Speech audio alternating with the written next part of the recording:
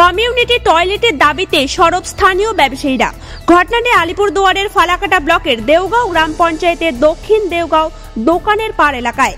ব্যবসায়ীদের দাবি, দিন দিন বাজারের পরিধি বৃদ্ধি ঘটায় ক্রেতার পরিমাণ বৃদ্ধি ঘটেছে। প্রতিদিন বাজার বসায় বহু বহিরাগত মানুষ এলাকায় আসেন, ফলে প্রতিদিন সন্ধ্যা হলে জমজমাট বাজার বসে।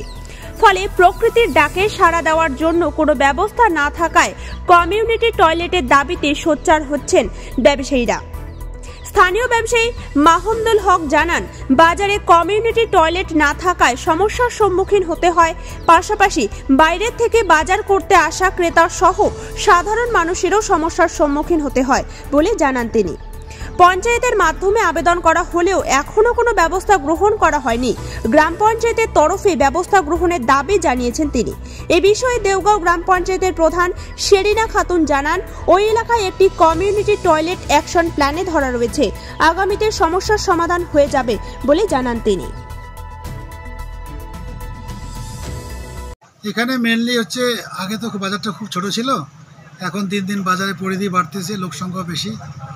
পাশাপাশি আমাদের এখানে একটা মাদ্রাসা রয়েছে, এখানে মন্দিরও আছে পাশে, কিন্তু লোক সংখ্যা আধিক্য যথেষ্ট।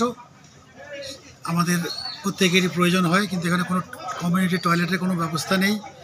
আমাদের সমস্যার সম্মুখীন হতে হচ্ছে। তৎসঙ্গে বাইরের থেকে লোকজন আসে এখানে বাজারঘাট করতে, তারাও বেশ সমস্যার সম্মুখীন হয়। প্রত্যেকেই এটার কথা বলে, কিন্তু আমরা পঞ্চায়েতের মাধ্যমেও আবেদন করার পরে এখনও পর্যন্ত কোনো সুব্যবস্থা পাইনি। সেজন্যই যদি একটা কমিউনিটি টয়লেটের ব্যবস্থা করা হয় তাহলে আমাদের পক্ষে খুব ভালো হয় এবং আমাদের সঙ্গে সঙ্গে পথ চলতি মানুষেরাও খুব উপকৃত হবে।